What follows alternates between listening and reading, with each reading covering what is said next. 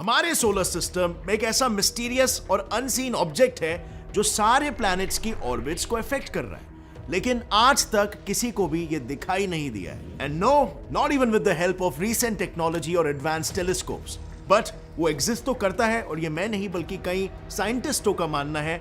बस हम उसके इफेक्ट्स को फील कर सकते हैं, लेकिन हम उसे देख नहीं सकते। और इस मिस्टीरियस प्लैनेट को उन्होंने नाम देके रखा है planet x. Well, hello friends, मैं हूं गौरव, और अगर आपको इस प्लैनेट एक्स की बात सुनकर ऐसा लग रहा है कि मैं प्लूटो या एरिस की बात कर रहा हूं, तो let me just be clear, I am not talking about any dwarf planet और any other celestial object from Kuiper belt या फिर ऊट क्लाउड। मैं दरअसल एक ऐसे हाइपोथेटिकल प्लैनेट की बात कर रहा हूं जिसके बारे में साइंटिस्टों ने अनुमान लगाया है कि उसका मास अर्थ से 10 गुना ज्यादा है और डायमीटर 4 गुना बड़ा है। इस मैसिव प्लैनेट की ग्रेविटेशनल पुल की वजह से कई ड्वार्फ प्लैनेट्स और कुइपर बेल्ट ऑब्जेक्ट्स, यहां तक कि यूरेनस और नेपट्यून जैसे गैस जायंट्स भी अपने ऑर्बिट से आज के तारीख में भी डिविएट हो रहे हैं। और इस सब के बावजूद भी पूरे साइंटिफिक कम्युनिटी में ये एक बहुत ही हीटेड आर्गुमेंट वाला टॉपिक है। कुछ लोग इसके एग्जिस्टेंस को मानते हैं, तो कुछ लोग इसके एग्जिस्टेंस को सिवियरली डाउट करते हैं। सो आखिर है क्या ये प्लैनेट एक्स की mystery?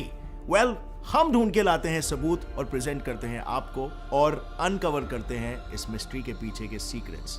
And let's find out what is the true reality behind Planet X. So साल 1846 की मैं बात करता हूं। हमारे सोलर सिस्टम के आखिरी ऑफिशियल प्लैनेट नेपट्यून को डिस्कवर किया गया था। अब डिस्कवरी के कुछ ही समय बाद लोगों में डिबेट शुरू हो गया कि क्या नेपट्यून के आगे भी कोई प्लैनेट एग्जिस्ट कर सकता है, you know, as the 9th planet of solar system. और दुनिया के सभी एस्ट्रोनॉमर्स इसी 9th प्लैनेट को ढूंढने की रेस में शामिल हो गए। इन्हीं एस्ट्रोनॉमर्स में से एक थे American mathematician and astronomer Percival Lowell. Mister Lowell पेशे से एक बिजनेसमैन भी थे, और अपने बिजनेस से कमाया हुआ सारा पैसा वो अपनी रिसर्च पर लगाया करते थे। अपनी खुद की उन्होंने एक प्राइवेट स्पेस ऑब्जर्वेटरी बना दी थी। यहां से वो रोजाना का स्काई ऑब्जर्वेशन किया करते थे, और उन्हीं में से एक ऑब्जर्वेशन में उन्होंने एक वियर्ड सी बात को नोटिस किया। उन्होंने ये देखा कि यूरेनस और नेपट्यून की ऑब्जर्व्ड ऑर्बिटल स्पीड उन्होंने कैलकुलेट की हुई ऑर्बिटल स्पीड से कम थी। इट वाज एज इफ उनके ऑर्बिट्स के बाहर से कोई दूसरा बड़ा प्लैनेट उन्हें अपनी ओर खींच रहा हो। अब ये फोर्स बहुत ही रियल अपीयर कर रहा था, और इसीलिए इस हाइपोथेटिकल प्लैनेट को उन्होंने नाम दिया प्लैनेट एक्स। और 1906 के बाद से अपनी ऑब्जर्वेटरी को पूरी तरीके से इस प्लैनेट को डिस्कवर करने के लिए उन्होंने डेडिकेट कर दिया। लेकिन कई कोशिशों के बाद भी मिस्टर लोवेल ऐसे किसी भी बड़े प्लैनेट को डायरेक्टली ऑब्जर्व नहीं कर पाए। However, on the other hand, ऐसा भी नहीं था कि उनके ये एफर्ट्स पूरी तरीके से नाकामयाब रहे। लोवेल की ऑब्जर्वेटरी में रिसर्च करने वाले अमेरिकन एस्ट्रोनॉमर क्लाइड टॉम्बॉ ने साल 1930 में लोवेल की हाइपोथेसिस को वैलिडेट करते हुए द 9th प्लैनेट को डिस्कवर किया, जिसका नाम पड़ा गया प्लूटो। सो ढूंढने गए थे एक बड़े प्लैनेट एक्स को, और मिल गया एक छोटा planet Pluto. But mind you, उस समय प्लूटो को एक प्लैनेट कंसीडर किया गया था। प्लूटो की डिस्कवरी के बाद लोवेल की टीम बहुत ही खुश थी, और होगी भी क्यों नहीं, उनकी टीम ने 9th प्लैनेट को डिस्कवर कर लिया था। बट यहां पर एक बड़ी प्रॉब्लम थी। वेल, बाकी के दूसरे प्लैनेट्स के मुकाबले प्लूटो का मास काफी कम था। दैट मींस यूरेनस और नेपट्यून जैसे गैस जायंट्स तो दूर, प्लूटो तो अपने ही खुद के ऑर्बिट्स के ऑब्जेक्ट्स को भी ज्यादा इन्फ्लुएंस नहीं कर सकता था। और इससे उन्हें रियलाइज हुआ कि प्लूटो शायद वो प्लैनेट नहीं है जिसकी उन्हें तलाश थी। और फिर इस नए अनआइडेंटिफाइड प्लैनेट को ढूंढने की रेस वापस से शुरू हो गई। अब प्लूटो के डिस्कवरी के ऑलमोस्ट 75 इयर्स बाद 2005 में फाइनली एस्ट्रोनॉमर्स ने एक नए प्लैनेट को खोज निकाला। कैलकुलेशन से यह पता चला कि प्लैनेट प्लूटो से ज्यादा मैसिव था, और कुछ समय के लिए एस्ट्रोनॉमर्स को लगा कि शायद यही द प्लैनेट एक्स है। लेकिन इस बात की कंफर्मेशन मिलती उसके पहले ही एस्ट्रोनॉमर्स ने एक नए प्लैनेट को खोज निकाला, और उसके बाद तो जैसे एस्ट्रोनॉमर्स को प्लूटो के आगे नए नए प्लैनेट्स मिलते ही रहे। इट वाज लाइक सडनली हमारे सोलर सिस्टम का एक पूरे का पूरा अनदेखा हिस्सा अब हमारे आंखों के सामने आ गया था। लेकिन अनफॉर्चुनेटली इस नई डिस्कवरी ने साइंटिफिक कम्युनिटी में खुशियों की जगह पर आर्ग्यूमेंट्स खड़े कर दिए। आर्ग्यूमेंट्स इस बात पर कि अब हम हर किसी नए सेलेस्टियल ऑब्जेक्ट को प्लैनेट घोषित कर देंगे। और देखा जाए तो बात भी सही थी। I mean, कुछ स्पेसिफिक रूल्स तो होने चाहिए जिन रूल्स के बेसिस पर आप एक प्लैनेट को डिफाइन कर सकते हो, और यही रीजन था 2005 में डिस्कवर्ड प्लैनेट का नाम रखा गया Eris, the god of discord and arguments. क्योंकि इस प्लैनेट की डिस्कवरी के बाद से ही तो साइंटिस्टों को कुछ रूल्स बनाने पड़ गए। अब उस समय में ऐसे क्या रूल्स बने थे, चलिए एकदम सिंपल भाषा में समझ लेते हैं। Rule number 1, it must orbit a star. Very simple, मतलब एक प्लैनेट एक स्टार के अराउंड रिवॉल्व करना चाहिए। Rule number 2, it must be big enough to have enough gravity to force it into a spherical shape. आसान शब्दों में एक प्लैनेट इतना तो मैसिव होना चाहिए कि ग्रेविटी की वजह से उसका शेप राउंड हो जाए। And finally rule number 3, it must be big enough that it's gravity clears away any other object of a similar size near its orbit around the sun। कहने का मतलब एक प्लैनेट उतना बड़ा होना चाहिए कि उसकी ग्रेविटी अपने रास्ते में आने वाले हर दूसरे ऑब्जेक्ट को या तो हटा पाए या फिर अपना ही हिस्सा बना ले। बेसिकली अपने ऑर्बिट को इस कदर साफ कर दे कि पूरे ऑर्बिट में सिर्फ वही एक मैसिव ऑब्जेक्ट हो। तो अब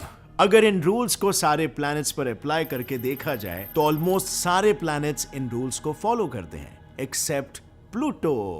यू सी, प्लूटो पहले के 2 रूल्स को तो डेफिनेटली फॉलो करता है, लेकिन थर्ड रूल में वो मार खा जाता है। जैसे हमें पता है, प्लूटो दरअसल कुइपर बेल्ट का एक हिस्सा है, जिसमें प्लूटो के साथ साथ कई ट्रिलियन छोटे छोटे celestial objects like comets and asteroids भी मौजूद है। अब भले इन सब में प्लूटो सबसे ज्यादा मैसिव है, लेकिन वो इतना भी मैसिव नहीं है कि अपने ऑर्बिट में मौजूद सारे दूसरे छोटे छोटे ऑब्जेक्ट्स को साफ कर दे। और यही रीजन है कि 2005 में एरिस की डिस्कवरी के बाद बने रूल्स की वजह से प्लूटो ने अपना प्लैनेट होने का दर्जा खो दिया and now it became a dwarf planet. और सिर्फ प्लूटो ही नहीं, बल्कि प्लूटो के आगे जितने भी प्लैनेट्स डिस्कवर हुए हैं वो सभी ड्वार्फ प्लैनेट्स हैं। आज की तारीख में ऑफिशियली हमने 5 ड्वार्फ प्लैनेट्स को डिस्कवर किया है, प्लूटो, एरिस, हाउमिया, मेक और सीरीस। लेकिन इन द एंड इनमें से एक भी इतना मैसिव नहीं है कि अननोन प्लैनेट एक्स की जगह ले सके। मतलब इतने सारे dwarf planets and celestial objects को डिस्कवर करने के बाद भी हमें कोई ऐसा प्लैनेट नहीं मिला है जिससे हम बाकी के प्लैनेट्स के ऑर्बिट में हो रहे डिविएशन को एक्सप्लेन कर सके। इनफैक्ट जब 1977 में लॉन्च हुआ वॉयेजर 2 स्पेसक्राफ्ट नेपट्यून और यूरेनस के पास से गुजरा, तब उसने इन 2 गैस जायंट्स के ऑर्बिट्स को काफी डिटेल में ऑब्जर्व किया था। उसके ऑब्जर्वेशन से यह पता चला कि पहले किए हुए पर्सिवल लॉवेल के कैलकुलेशन में नेपट्यून का जो मास कंसिडर किया गया था वो एक्चुअल मास से स्लाइटली डिफरेंट था, और शायद उसी वजह से यूरेनस और नेपट्यून के ऑर्बिट्स में इररेगुलरिटी दिखाई दी होगी। मतलब जिसके आधार पर प्लैनेट एक्स के खोज की शुरुआत हुई थी वो आधार ही शायद गलत था। अब इस नए इंफॉर्मेशन ने एक तरह से प्लैनेट एक्स की रिसर्च पर फुल स्टॉप लगा दिया और प्लैनेट एक्स को सिर्फ एक हाइपोथेटिकल ऑब्जेक्ट बना डाला। लेकिन ऐसा ज्यादा देर तक नहीं रहने वाला था। 2015 में फिर एक बार एस्ट्रोनॉमर्स को प्लैनेट एक्स के एग्जिस्टेंस का एक और क्लू मिला। साल 2015 में एस्ट्रोनॉमर्स माइकल ब्राउन और कॉन्स्टेंटीन बैटगेन ने यह ऑब्जर्व किया कि नेपट्यून के आसपास कुछ अनएक्सप्लेनेबल ग्रेविटेशनल फोर्सेस मौजूद है और वहां पर कुछ ऐसे सेलेस्टियल ऑब्जेक्ट्स हैं जो बहुत ही इररेगुलर सा मोशन फॉलो कर रहे हैं। अब इररेगुलर से मेरा मतलब रैंडम नहीं है। एस्ट्रॉइड्स, कॉमेट्स और बाकी छोटे सेलेस्टियल ऑब्जेक्ट्स तो वैसे भी बड़े प्लैनेट्स के मुकाबले काफी डिफरेंट ऑर्बिट्स में ट्रैवल करते हैं, लेकिन इस केस में एस्ट्रॉइड्स का मोशन एक अलग ही वे में डिफरेंट था। चलो इसे एक एग्जाम्पल के साथ समझाता हूं। Look at this dwarf planet Sedna. Sedna हमारे सन से 90 AU के डिस्टेंस पर मौजूद है, यानी अर्थ सन डिस्टेंस से 90 टाइम्स ज्यादा दूर। सेडना के ही जैसे 6 दूसरे ड्वार्फ प्लैनेट्स एक बहुत ही वाइड एलिप्टिकल ऑर्बिट में रिवॉल्व कर रहे हैं और उनका पैटर्न ऑब्जर्व करके ऐसा लगता है मानो वो किसी मैसिव ऑब्जेक्ट के ग्रेविटेशनल फोर्स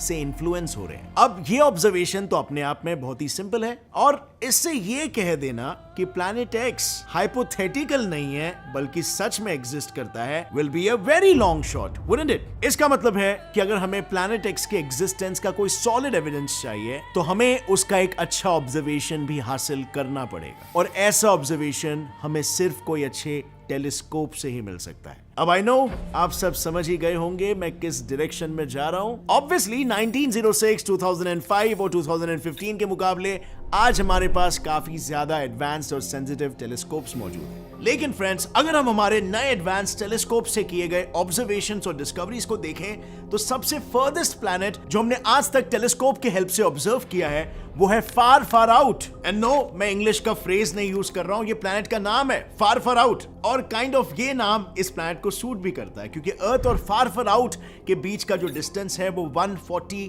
एस्ट्रोनॉमिकल यूनिट्स है। बट वेट, अगर आपको ये काफी बड़ा डिस्टेंस लग रहा है तो एस्ट्रोनॉमर्स के हिसाब से प्लैनेट एक्स जैसा कोई मैसिव ऑब्जेक्ट सचमुच में एग्जिस्ट करता है तो उसके और सन के बीच का डिस्टेंस होगा around 600 astronomical units and that would actually be far far out. इतने बड़े स्केल को इमेजिन करना मुश्किल होगा। Well then let me blow your mind even more. अगर आपको लग रहा है 600 एस्ट्रोनॉमिकल यूनिट्स बहुत ही ज्यादा बड़ा डिस्टेंस है, then let me tell you हमारे पूरे सोलर सिस्टम का एक्चुअल आउटर एज, द ऊट cloud, the last limit is more than 5000 AUs।